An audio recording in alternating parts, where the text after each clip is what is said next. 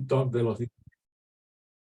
Feliz noche, mis queridos socios de aprendizaje. Bienvenidos a Learning Talk de los días miércoles. Aquí estamos reunidos, como siempre, personas muy queridas para mí. Ivonne, Melissa, Francisco. Comentaba fuera de la grabación que hoy estamos muy tristes por la partida de mi maestro de karate, Junio Tanabe Takizawa, que falleció el día de hoy en la ciudad de Maracaibo.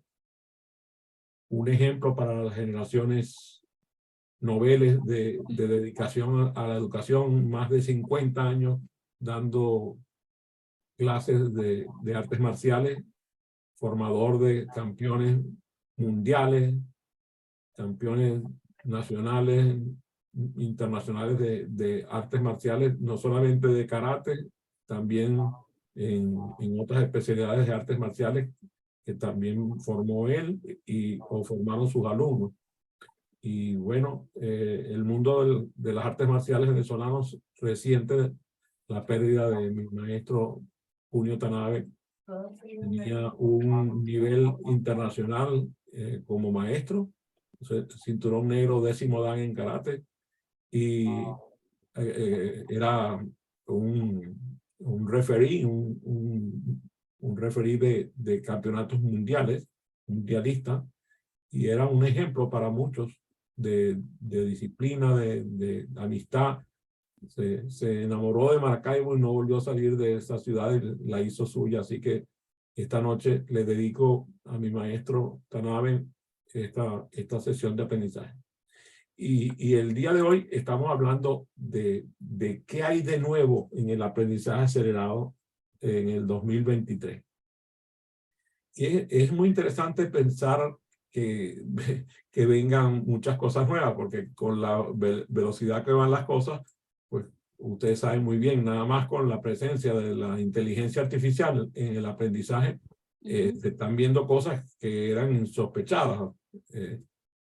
Estamos hablando de que de pronto tú necesitas elaborar un ensayo que luzca como elaborado por un niño de 12 años y le dictas el tema a una inteligencia artificial y es capaz de componer tu ensayo como si lo hubiera escrito un niño de 12 años. Mi esposa se quejaba de que la inteligencia artificial incluso está sustituyendo labores que ella considera que son importantes, que se sostengan en manos de seres humanos. Por ejemplo, el servicio de meseros, los bartenders. Ahora ya hay bares que se atienden solos con inteligencia artificial o restaurantes que la comida llega a las mesas servida por inteligencia artificial y ya se están sustituyendo puestos de trabajo importantísimos en cuanto a la contribución que tiene a la cantidad de personas que viven de ello, que viven de esos salarios. Y claro, entonces podríamos temer por la sustitución de la mano de obra de que la inteligencia artificial está desplazando la persona humana.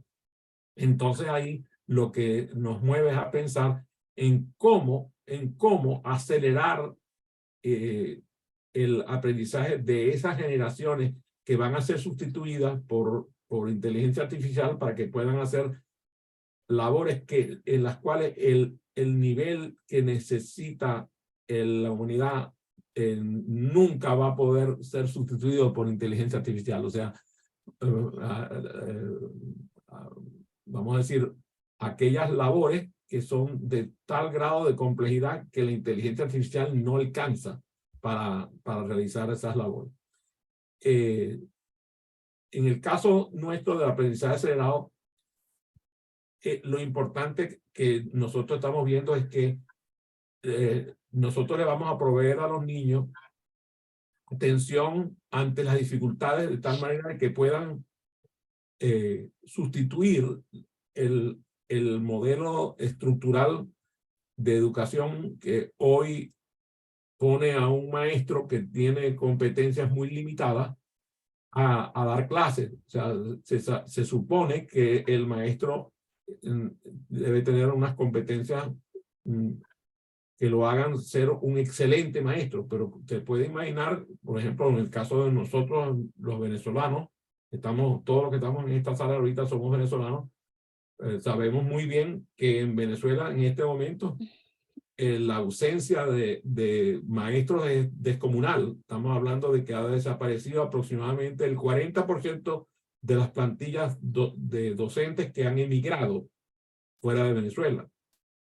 Y por si fuera poco, de los maestros que quedan en Venezuela, muchos de ellos han cambiado de profesión porque el salario que les paga el sistema educativo no les da para vivir con un ingreso decente. Entonces, voy a darle una cifra que capaz y los asusta. En este momento se necesitan varios miles de docentes de matemáticas,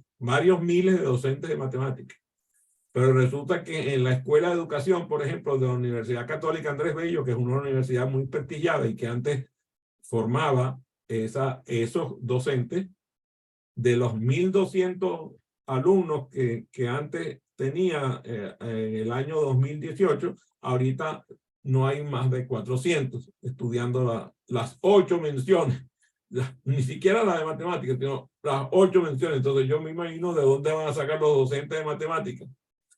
Hay universidades que antes alimentaban el sistema con sus graduandos y esas personas mal o bien llegaban a dar clases en las escuelas, pero ahora resulta que esas universidades no están graduando gente porque nadie está inscribiendo en las materias, en las carreras para estudiar la carrera de educación. Entonces, en el caso nuestro, necesitamos encontrar una solución quizás muy particular para Venezuela, pero hablando del sistema de educación en general, necesitamos proporcionar herramientas novedosas para la lectura.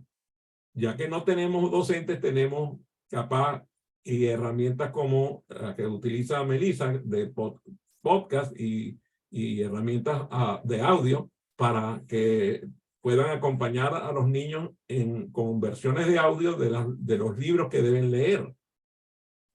Que además le da acceso a las bibliotecas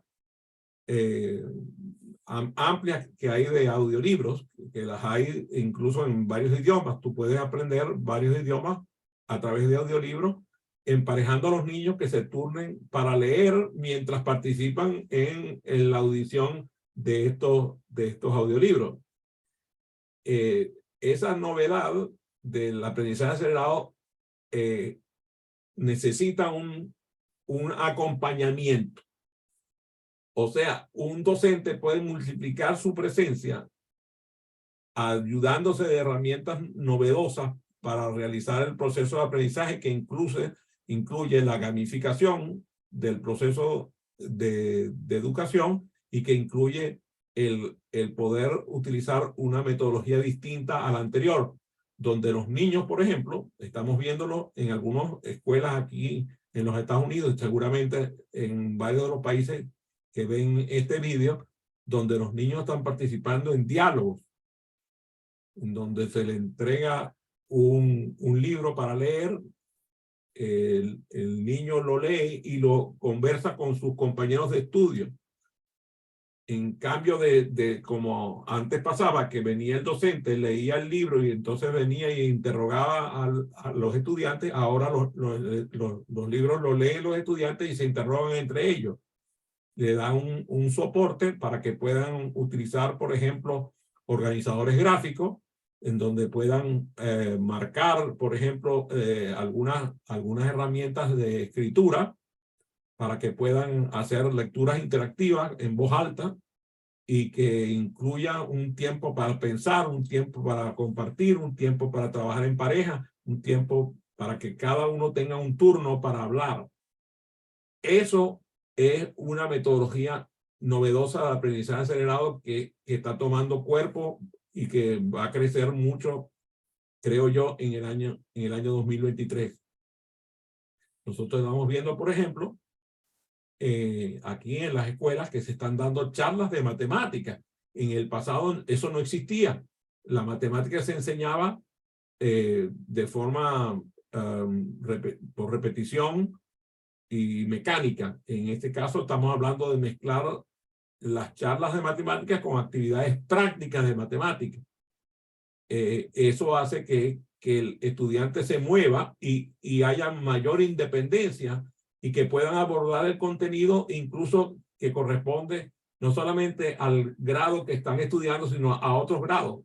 Entonces vemos cómo hay movilidad en el estudiantado porque empieza a suceder un proceso de socialización del aprendizaje que resulta muy novedoso. Yo siento que esa es una tendencia del aprendizaje acelerado que es maravillosa, es constructivista, es moderna y no necesita elementos tecnológicos complejos. A ver, cuéntenme cómo le suena esa propuesta que les estoy conversando. A ver, Melissa, Ivonne, vamos.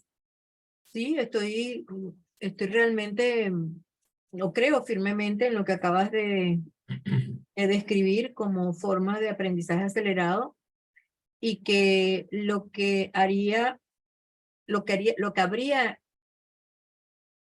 necesidad es de que los docentes estuvieran dispuestos y disponibles a llevar a cabo esas actividades. Porque creo que en la docencia, particularmente en las direcciones, todavía tenemos lo que llaman el sombrero puesto de yo soy el único que sé, soy el líder, soy el que da la orden, y eso no es ni constructivista, ni es participativo, ni es divertido, ni nada de eso. Bueno, le decía hoy precisamente a un empresario centroamericano muy importante, que hace unas contribuciones significativas a la educación en Guatemala, su país. Le decía que estructura modela conducta y es lo que está diciendo Melissa. Si la estructura no se flexibiliza para que haya una participación no solamente de los docentes, del personal administrativo, de los padres y representantes, de los mismos estudiantes, entonces si la estructura no se modifica, la estructura no permite que estas cosas modernas ocurran. El querer que los estudiantes aprendan grandes cantidades de información que además ellos no les interesa para nada porque ellos saben muy bien que pueden acceder a herramientas de búsqueda como Google, en donde le preguntan a Google cualquier cosa y Google se la contesta. Entonces, en vez de estarles haciendo perder el tiempo de adquirir información que luego pueden ellos perfectamente bien indagar cuando con el interés que se les cree, al contrario, lo que debe buscar la estructura es que el niño domine la habilidad y que con el tiempo la desarrolle, que pueda realizar, en el caso nuestro, nosotros recomendamos sesiones más cortas. Está visto que las clases de 90 minutos no funcionan. Está visto que los periodos largos no funcionan, y menos con las nuevas generaciones. Entonces sabemos que tenemos que reducir los tiempos y aumentar la movilidad física del estudiante dentro de la clase. Y por eso la estructura física de las clases tiene que cambiar. Los pupitres no funcionan.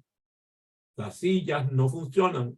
Necesitamos cambiar la estructura para que pueda hacer que el estudiante pueda movilizarse fácilmente y trasladarse de un lado a otro y poder conversar en parejas, tríos, cuartetos, quintetos, y que eso vaya ocurriendo como parte de una profundización de la información, y que entonces ellos vayan a los medios a buscar la información que necesitan con base en el interés que le genera las propias conversaciones que sostienen entre ellos y el incentivo del facilitador.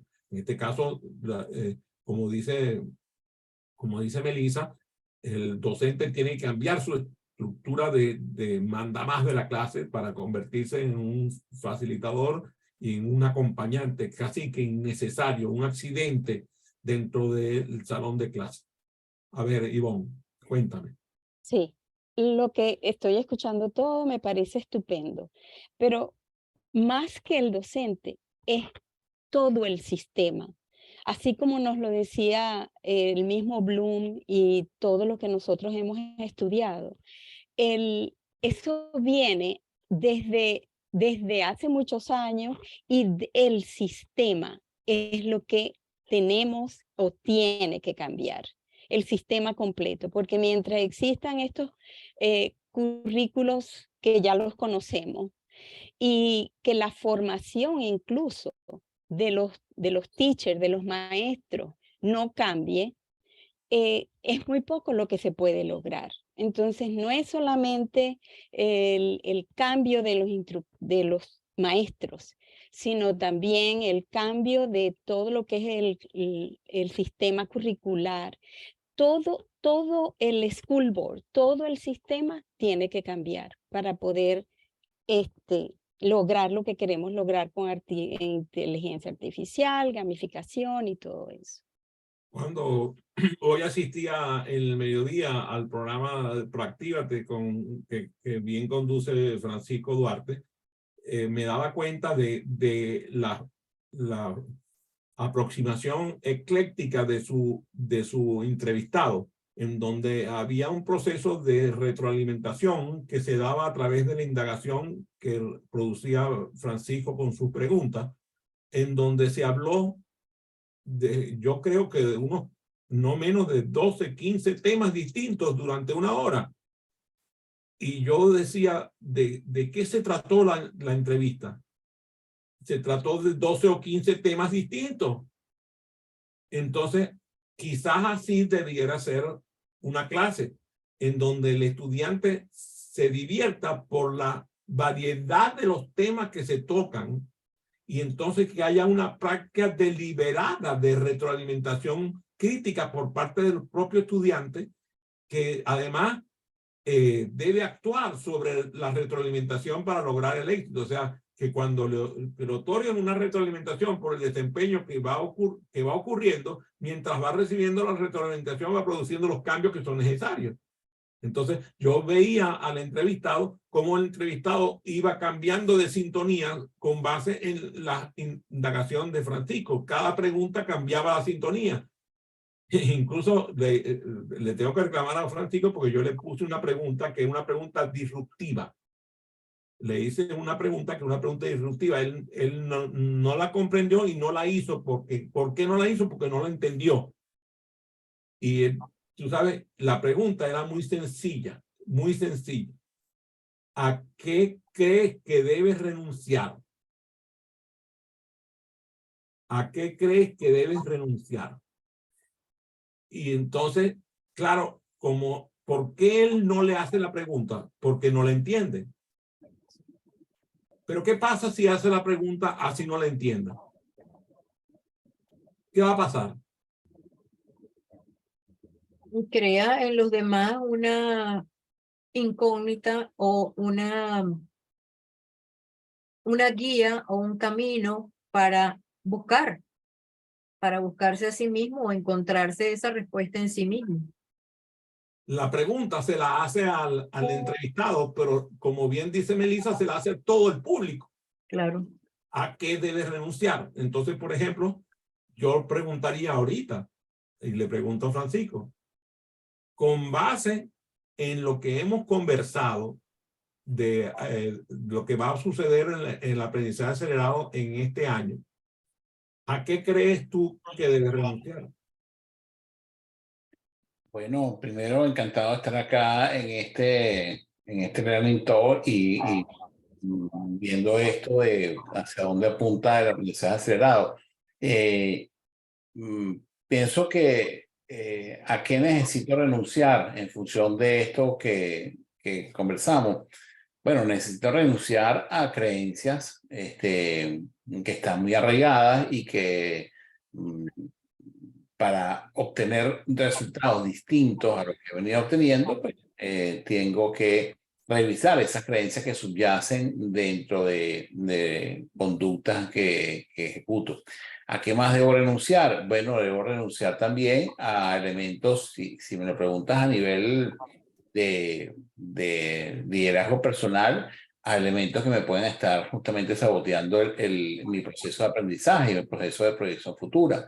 ¿A qué debo renunciar? Algunos miedos y temores para poder hacer eso. Y creo que lo más importante que me llevo de esto que estás comentando sobre la pregunta es y eso ya lo hemos conversado tú y yo, pero es interesante cómo se repite esta conducta, a no chequear, porque lo que creo que sucede es que muchas veces en la comunicación necesitamos chequear, porque, a ver, yo recibo una pregunta sugerida por Adrián, pero yo no la comprendo, ni siquiera comprendí si era para mí o si era para el entrevistado. Ahí se me generó una primera duda. Efectivamente, como dice Adrián, no hubiese pasado nada, sino más bien pues, probablemente hubiese podido ser muy interesante escuchar esa respuesta por parte del entrevistado. Entonces, en conclusión, creo, Adrián, que para poderse arriesgar a mejores esquemas de aprendizaje acelerado y obtener lo que significan estas nuevas tendencias, definitivamente hay que superar algunos paradigmas que están ahí presentes y sobre todo en mi caso unas creencias. Yo me acuerdo cuando íbamos a hacer el programa en Miami el año pasado, a finales del año pasado, que tú insistías en la introducción y era muy interesante porque la introducción estuvo contigo hasta que por fin te diste cuenta que ¿por qué yo estoy pidiendo la introducción? O sea, ¿cuál era la finalidad de que me dieran la introducción? Hasta que no te cayó el 20, como dicen en México, no soltaste la bendita introducción. Entonces, muy interesante el manual.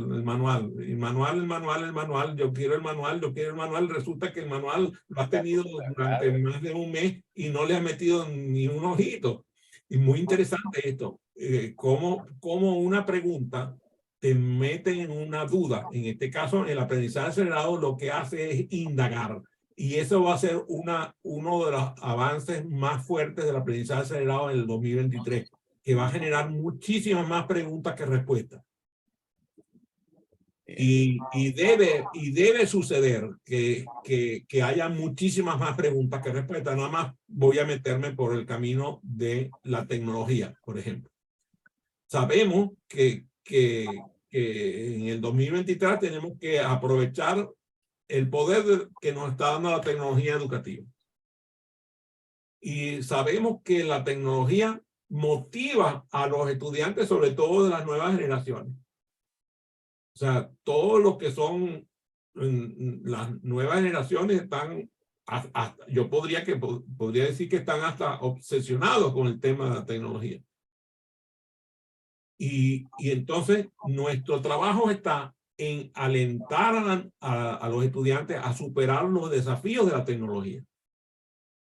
Cuando sabemos, por ejemplo, que hay herramientas gamificadas de todas las materias que se te ocurran.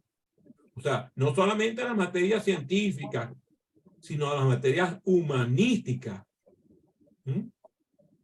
Y sabemos que, por ejemplo, hay herramientas gamificadas para desarrollar la capacidad de escritura, la capacidad de redacción, la correcta gramática, todo lo que tiene que ver con los elementos del aprendizaje del lenguaje.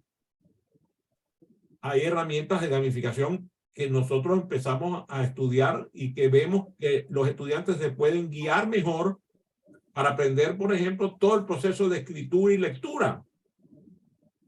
Entonces, a nosotros nos obliga la tecnología a estudiar las herramientas digitales para que el maestro pueda utilizarlo de forma instantánea para el progreso de sus estudiantes. Sabemos que hace falta que el docente sea inducido a captar los conceptos y a pedir ayuda, porque la mayoría de los docentes, que es la conversación de Melissa más dura, y no quiero que la haga ahorita porque se pone la cosa morada, Sabemos que el docente hoy necesita enormes cantidades de ayuda, porque la verdad es que cuando lo enfrentan a la tecnología, se siente minimizado, porque no posee los herramientas de instrucción, porque no tiene la experiencia académica necesaria para dominar las herramientas tecnológicas. Las formas en las cuales los maestros pueden aprovechar la tecnología para garantizar que los estudiantes satisfagan los niveles que le exige la educación ahorita, no lo poseen los docentes actuales. Melissa. Tienes toda la razón, pero cuando preguntaste a qué debemos renunciar, justamente es a nuestros egos. Porque si nosotros, no teniendo el conocimiento en la era digital, tenemos delante a todos esos muchachos que son unos genios digitales, y simple y llanamente apoyándonos en ello, es como un intercambio de aprendizajes entre el docente y el que tienes delante, que son los jóvenes o los niños. Cualquier niño maneja la tecnología divinamente y ese intercambio va a ser productivo para ambas partes. Yo te facilito, te guío en esa ruta y tú utilizas las herramientas digitales y me apoyas. Fíjate que tú y yo conocemos a un educador, un científico hindú que colocó herramientas de educación digital simplemente colocando pantallas al aire libre en zonas depauperadas en Calcuta, y logró resultados insospechados que hoy afectan, por ejemplo, a países como Argentina, donde en Buenos Aires se ha duplicado esa misma experiencia que se puso en Calcuta, y se ven unos resultados que uno dice, Dios mío, ¿cómo fue que aprendieron? Aprendieron solos. O sea, se colocó la herramienta digital a disposición de los niños y los adolescentes, y ellos mismos aprendieron autónomamente. Entonces, como bien dice Melissa, hay que renunciar al ego de que tenemos que aprenderlo nosotros primero. Quizás hay que dejarlos que ellos aprendan solos y que ellos vengan y nos eduquen a nosotros. Otra cosa que va a cambiar en el 2023, y así creo yo, y creo que va a ir con fuerza, es los sistemas de evaluación. Para mí, en el sistema educativo hay demasiadas evaluaciones. Y estamos evaluando no sé qué. Porque la verdad es que los resultados de las evaluaciones ni siquiera las pueden tabular los docentes, no tienen tiempo. De hecho, es muy interesante ver que un docente maneja clases con un número de estudiantes que él no puede revisar las evaluaciones que realizaron. Entonces yo digo, ¿para qué le hizo la evaluación si no lo va a poder él mismo revisar? Si por el contrario se hacen las evaluaciones que no sean demasiadas, pero que sean los estudiantes mismos los que puedan revisar sus propias evaluaciones, con un poco de asistencia de un docente para cosas especiales, entonces el estudiante se sentirá suficientemente desafiado. Y lo que debemos apuntar a realizar evaluaciones que sean formativas de bajo riesgo, que no impliquen calificación y que lo que lleven a que el estudiante aprenda. Y que pase como ya está pasando en algunos sistemas educativos aquí en los Estados Unidos, que hasta que el estudiante no aprueba la prueba no termina. O sea, empieza la prueba, el estudiante reprueba, la vuelve a tomar, la vuelve a tomar, la vuelve a tomar, y hasta que no la aprueban con un nivel de 97 al 100%, no pasa la prueba. Y eso es muy interesante, porque entonces le dan la oportunidad a que los estudiantes, a medida que el estudiante vaya aprendiendo, vaya calificando a su propio grupo. Y entonces el estudiante, como ve que el compañero se está quedando atrás, lo ayuda para que no se vaya a quedar. Es una forma de personalizar la educación que creo que esto va a ocurrir. O sea, lo que se llaman las evaluaciones provisionales. Esas evaluaciones provisionales pueden ser para el lenguaje, para la matemática, para todas las materias, y permiten identificar las brechas del estudiante y que el estudiante esté listo para avanzar. Hasta que el estudiante no esté listo para avanzar, no avanza. Y entonces no se ve frustrado, porque muchas veces lo que ocurre es que el estudiante pasa al mínimo, lo pasan al próximo nivel y en el próximo nivel está peor frustrado que el que acaba de abandonar. Las evaluaciones de referencia intermedia, que es lo que nos permite como un proceso de llevar al estudiante a un nivel más elevado. Entonces tienes la evaluación provisional, la evaluación intermedia y la evaluación que ya este tipo ya aprendió. Y no solamente aprendió, sino que lo recuerda, porque recuerden que lo que nosotros no recordamos, no lo aprendimos. Y si quieren, hacemos una prueba para que vean, me dicen cualquier materia de la que sacaron máxima calificación en el sistema estudiantil y le hago una prueba actual para ver qué tal es su nivel de recordación de lo aprendido. Mira la cara de Ivonne, la cara de Francisco, es un poema. Yo sí tengo una materia que la aprendí perfectamente. A ver, ¿cuál fue? Geografía de Venezuela. Ah, qué bueno, está bien. Sí, pero me acuerdo por qué me la aprendí también. A ver, ¿por qué? Porque la maestra utilizaba los debates en la clase, dividía la clase en 4 equipos y decía, vamos a aprendernos los estados y las capitales. Y el equipo que más rápido diga los estados y capitales va ganando puntos. Y al finalizar, entonces en el recreo, ella misma compraba la chuchería o lo que sea para ese grupo ganador. Qué Como bueno. una recompensa. Te voy a hacer una pregunta de geografía. ¿Te gustaría? ¿Vale? A ver, ¿cómo se determinaron los límites geográficos de los estados venezolanos? ¿Cómo se delimitaron? ¿Cómo se delimitaron los límites geográficos de los estados venezolanos? Bueno, eso viene de la época de la historia de Venezuela, propiamente.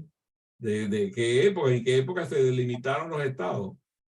¿Y cómo se hizo la delimitación? Bueno, creo que entonces esa lección no me la aprendí. Esa delimitación, A mí no, me ya, encanta había, porque precisamente espérate, es lo que te estoy diciendo. La verdad es que nosotros nunca fuimos educados en ello. ya me acordé. Venezuela estaba dividida en regiones, no en estados. Y las regiones comprendían un grupo de estados.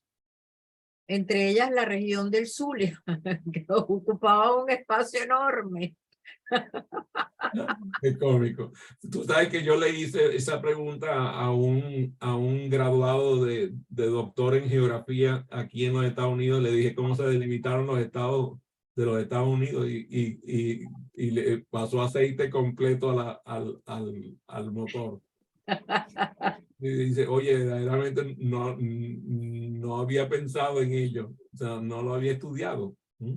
Y es muy cómico porque cada uno de los estados tiene una forma de delimitación diferente.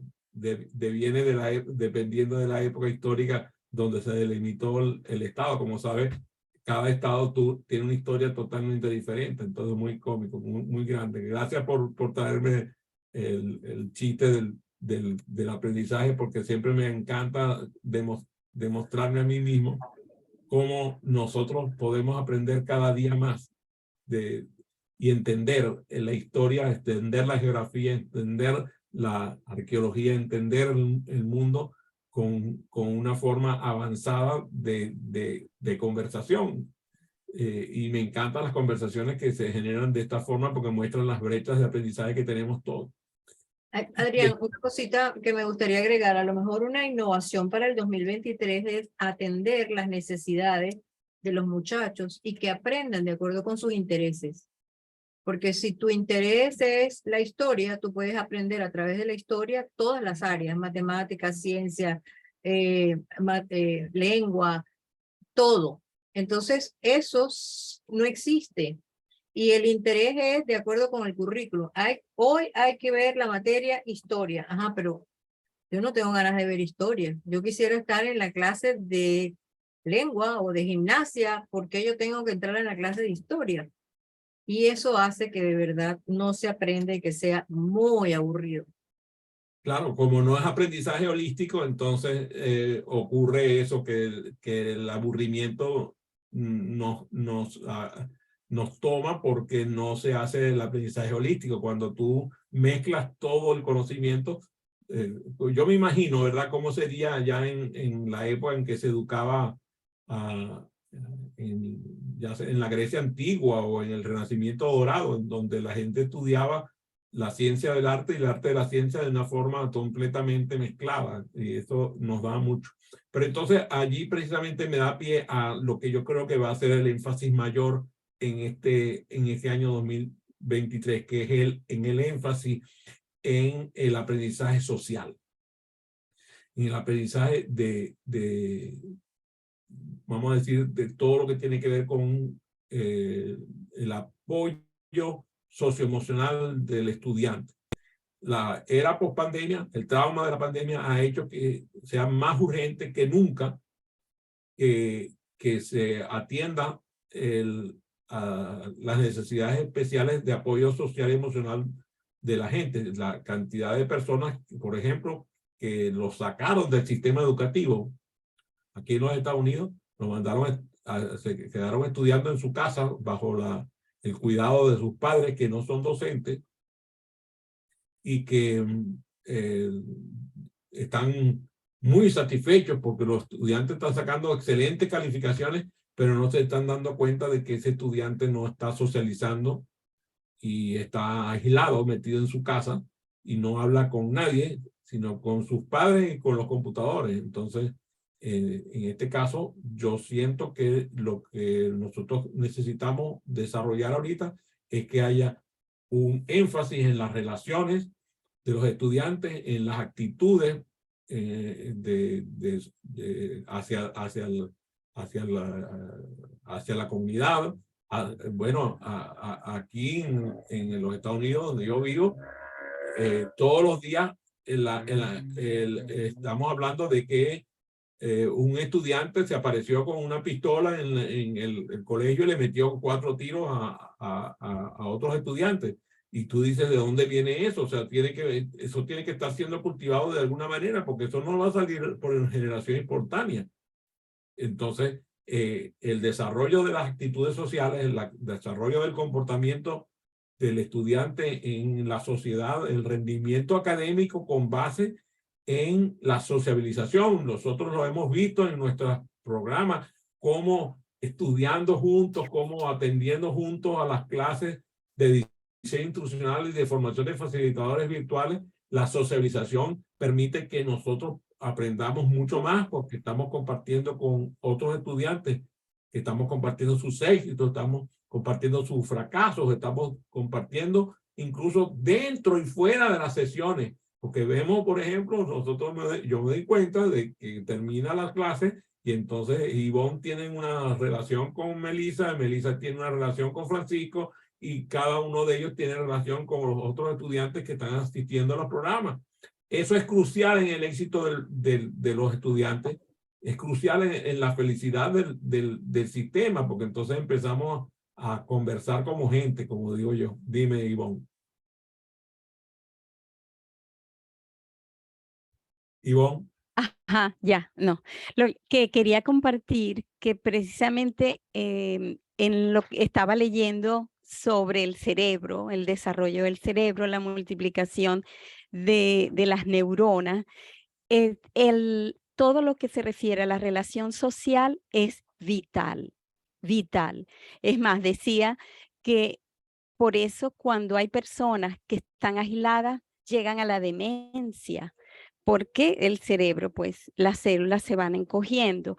Y todo lo contrario, cuando tú compartes con tus amigos, cuando tú tienes un buen círculo social y tienes toda esa relación, eso al contrario, las aumenta y las multiplica.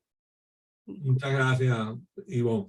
Por cierto, que tengo que advertirles que hay una tendencia a hablar de aprendizaje acelerado aquí en los Estados Unidos, que no tiene nada que ver con el aprendizaje acelerado que deviene de la sujetopedia y del uso de los elementos del aprendizaje acelerado, sino que es una tendencia al aprendizaje acelerado que de alguna manera surgió aquí en el sistema educativo por la pandemia. Entonces, cuando termina la crisis de la pandemia, la mayor crisis de la pandemia, declaran el aprendizaje acelerado, pero no tiene nada que ver con la metodología del aprendizaje acelerado, tiene que ver con las estrategias de los gobiernos, tanto regionales, municipales, estatales, para acelerar la educación por la cantidad de gente que se quedó atrás en el sistema educativo porque no aprendieron lo que tenían que aprender en el grado que estaban estudiando cuando comenzó la pandemia en el 2020. Entonces tienen que abordar en los contenidos de grados superiores, brindándole ayuda como para buscar que superen la brecha que se creó. Eso no tiene, o sea, ese aprendizaje acelerado del cual hablan ahora no tiene nada que ver con la metodología de aprendizaje acelerado, no tiene nada que ver con los elementos del aprendizaje acelerado, no tiene nada que ver con la subestopedia, no tiene nada que ver con los ANOD, ni con ninguna de las personas que nosotros estudiamos en aprendizaje acelerado. Tiene que ver con una especie de plan de remedio de lo que ocurrió por efectos de la pandemia. Dime, Melissa. Sí, el efecto de la pandemia trajo como consecuencia que 4 de cada 5 alumnos no tienen las habilidades básicas para matemáticas y habilidad verbal, ni comprensión lectora para comprender un texto de mediano tamaño. Bueno, tú Esto sabes sí, que yo le tengo mucho temor a las estadísticas, porque además las estadísticas dependen del país y la región donde se está aplicando la medición. Pero digamos que hay regiones donde esas cifras que estás mostrando son completamente ciertas, y hay regiones que es peor que eso, y hay regiones que no fue tanto porque tienen estrategias gubernamentales que les permitió paliar la situación, como es el caso de algunos países europeos. Pero en este caso, pues lo que sí es cierto es que hay un retraso en el sistema, y que eso lo vamos a sentir con fuerza en el próximo lustro. El próximo lustro se va a ver la consecuencia de lo que ocurrió durante esos casi 3 años de la pandemia. El apoyo que nosotros le podemos brindar ahora a los estudiantes a través del aprendizaje acelerado permitirían que se pudieran atender esas necesidades especiales si se toman las medidas oportunas. Allí, como bien dice Melissa, tiene que haber una conducta de parte de quien dirige la educación en las diferentes entidades, tanto municipales como estatales como nacionales. Y bueno, yo creo que incluso nosotros tenemos que desarrollar algunas actitudes particulares. En el caso mío, yo me he propuesto, debido a la situación particular de mi querida Fe y Alegría, ustedes saben, Fe y Alegría en Venezuela particularmente, tiene alrededor de unos 170 centros educativos, y esos 170, creo que está un poco más, cerca de 180 planteles, tiene aproximadamente unos 4.800 a 4.900 docentes. En los últimos 3 años, del 2018 hasta ahora, se han perdido aproximadamente entre el 45 y el 50% de ese personal docente de Fe y Alegría. Eso es una cifra espeluznante. En el caso de Venezuela, casi 1 millón de niños está fuera del sistema educativo, no están estudiando. Y estas son cifras que, por ejemplo, estoy citando al padre